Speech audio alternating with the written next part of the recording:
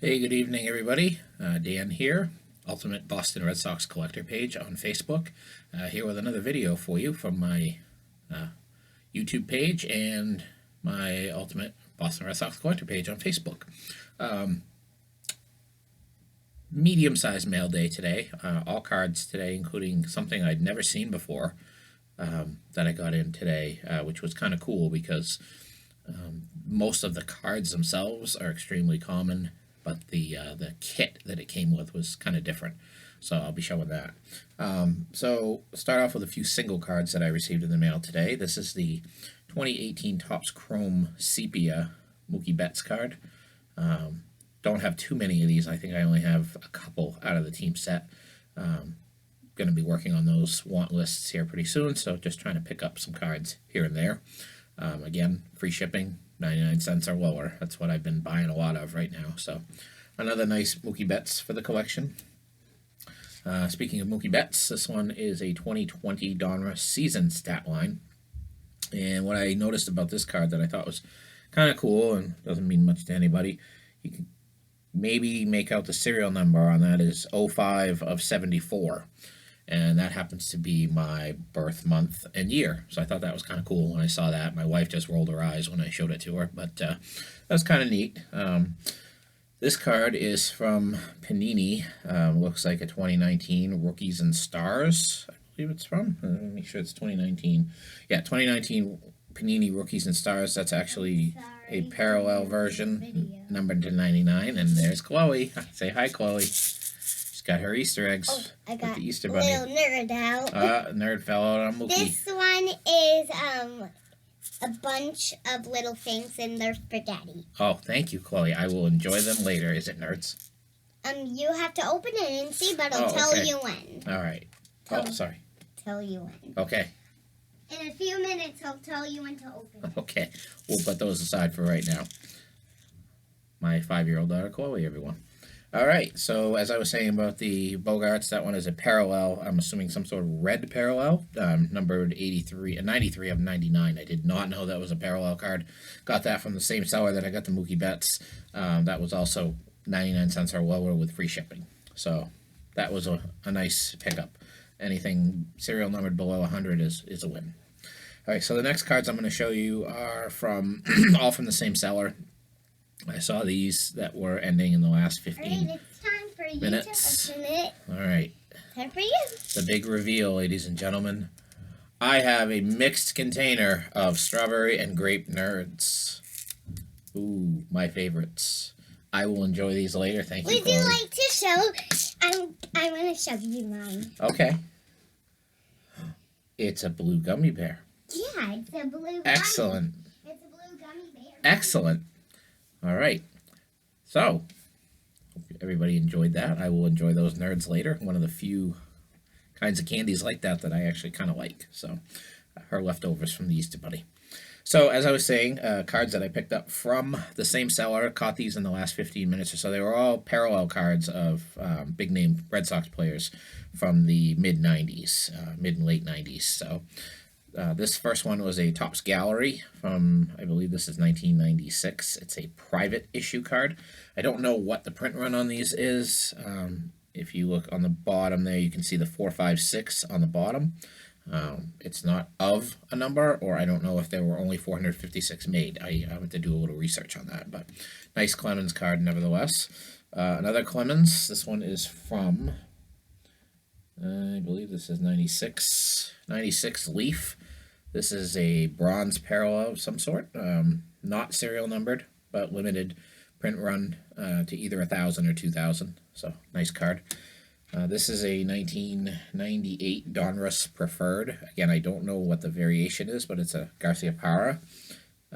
Again, not serial numbered, but a parallel version of the base card. This is a 1996 Topps Finest Gold variation of one half of the Bash Brothers, Jose Canseco. Nice card. I love anything Canseco in a Red Sox uniform. And the final two cards are both from the studio set from 1996 of Canseco and Clemens. These are not serial numbered, but they say on the back 1 of 2,000. So they're not actually numbered, but they're limited series to 2,000 cards. They were all the same price. I want to say $2 a card, and I think I paid $3.50 shipping. So most of the time when I'm looking for these cards, they're in the anywhere from $3 to $10 range for each card. So I thought I got a pretty good deal on those to get them all from the same seller and save on shipping. As you know, that's one of my big things.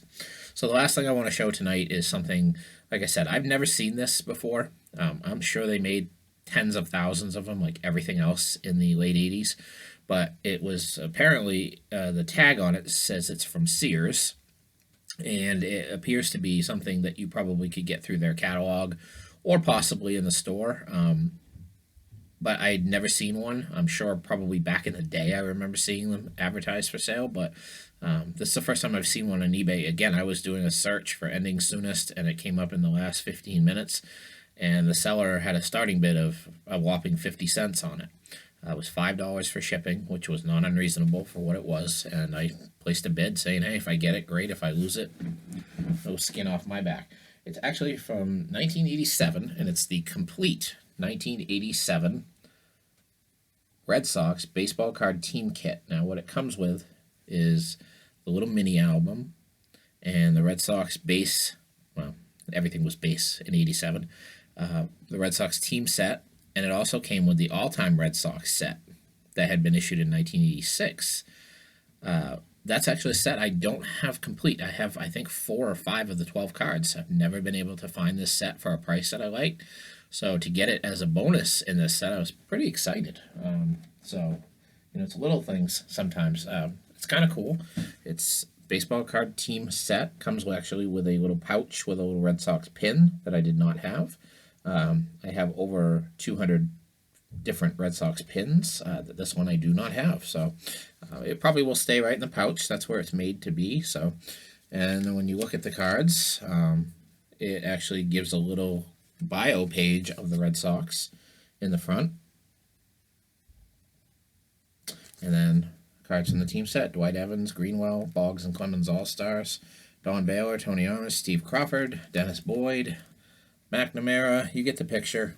The only thing I was a little disappointed of, and I don't know if the seller took the cards out, but the regular Clemens and Boggs and Jim Rice cards were all missing from this. No big deal. I don't really care. But it would have been nice to have the whole team set in there. And at the end, you can see the all-time Red Sox cards. And one thing I want to check while we're on here is the numbers on the back of these cards, because I realized that when I was doing my want list for 1986 that they made 2 versions of this set. They made a unnumbered version and a numbered version. These are the numbered versions. These were put out by TCMA. These sets are kind of hard to find. They made lots of them, but they just seem to be sitting probably in people's closets and basements and attics with all the rest of their 80s cards that aren't worth anything. So actually I'm going to leave those out because those are going to go into my 1986 book. So just something different. Like I said, 50 cents and the price of shipping, which it ended up being 4 something for the guy to ship it. So I was happy. The box was actually in a little bit better condition than what he advertised. I mean, it's got some wear. It's 33 years old. Has a little picture of what came in the set. That's actually how I realized that the 86 TCMA set was included in there, because I zoomed in on it and saw that, and to me that was worth the price of it by itself. So that was my mail day today. Obviously it's Saturday. I won't be getting any new things tomorrow. I do have a Beckett order coming, and I have, I believe, 2 Sport Lots orders coming, probably totaling roughly close to another 100 cards.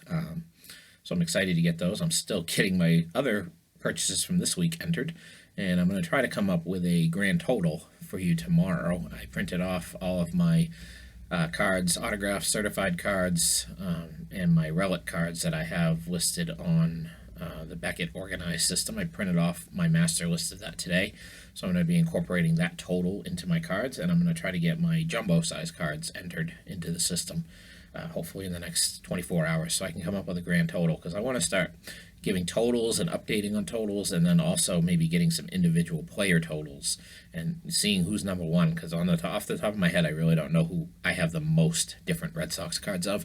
I'm gonna guess it's one of 5 players: either David Ortiz, Kurt Schilling, Pedro Martinez, Wade Boggs, or Roger Clemens. And the reason I think Boggs or Clemens is because simply of the number of cards that were issued of Boggs and Clemens in the 80s and 90s. Pedro Martinez, because I have over 200 different moments and milestones cards of Pedro, and Pedro had a ton of cards issued in his time with the Red Sox. Kurt Schilling, for the same reasons, the moments and milestones, I have over 200 different Kurt Schillings there. Unfortunately, I don't think I have Ted Williams or Carl Yastrzemski in that kind of quantity, but Ted Williams, I've actually added a lot of cards between finishing the 59 Fleer set and adding a lot of the cards from 2003 that Upper Deck put out. They put out so many different subsets of him, and of course he's in every set that comes out now as well for the new cards, so I think my Ted Williams numbers have gone up a little bit. Jim Rice, I'm sure, is up there. Nomar might actually be more likely to be in that top 5. Manny Ramirez, just because of the number of cards that were made of them in the years that they played for the Red Sox. So I'm anxious to see who my top 10 are. I think all those names I mentioned and a few others definitely going to be in my top 10. A lot of people have asked me, why don't you simplify your collection a little bit? It's such a broad collection to collect a whole team and expect to be able to at any point get anywhere near completion. Well, I don't. I know it's not even realistic to collect everything, whether it's cards. I mean, you go on Trading Card Database right now, there's over 181,000 different Red Sox cards. I have about 26 to 27,000 different. I don't even have 15% of what is out there, what's been created. I probably will never own more than 20% of what's created because they're still making cards. That number is increasing on a daily basis. And so I'm never going to own everything. I'm never going to own every single piece of Red Sox memorabilia that's ever been issued. And that's part of the fun, is that I know I'm always going to have things to add to my collection. I've gone back and forth about condensing it down to either just cards or collecting just autographs or collecting just bobbleheads or plates or narrowing it down anyway, because I have so much stuff. I have, like I said, 26 to 27,000 different cards. I have over 330 certified autograph cards. I have over 550 relic cards. I have just some other numbers I'm going to rattle off. I have close to 100 different bobbleheads. I have about 25 to 30 commemorative plates. I have I'd say about 10 autographed jerseys. I have about 170 autographed baseballs. I have close to 100, actually it's more than 100 now, it's probably about 105 to 110 autographed photos. Not to mention all of the complete run of McFarlane figures, the complete run of starting lineup figures. And that's just stuff that you don't even see. That's in other rooms. I have, probably 50 cups and mugs, different. I have snow globes. I have all the commemorative rings that they issued in 2019 for the Red Sox for 2018. I have over 500 different magazines. I have almost every yearbook. I have almost every media guide. I have, newspapers. I'm just like in my head going through the other rooms and what I have. And I have over 220 different pins and buttons. I have lithographs, posters, just you name it, I have it. And it's pennants. You can see them above my head. I got about 60 different pennants, and I haven't even added a pennant probably in over a year. It's too much to ship them, and the last few that I bought have been rolled up, so I haven't been too happy with those. So Chloe is here with me to. I think she wants me to end this, so I'm gonna go ahead and stop babbling. Because we're gonna do our exercises. Oh, we're gonna do some exercises. All right, so we're gonna go do some exercises, everybody. I hope everybody has a good rest of your Saturday, and we will talk to you soon. We're gonna do a lot of breaks.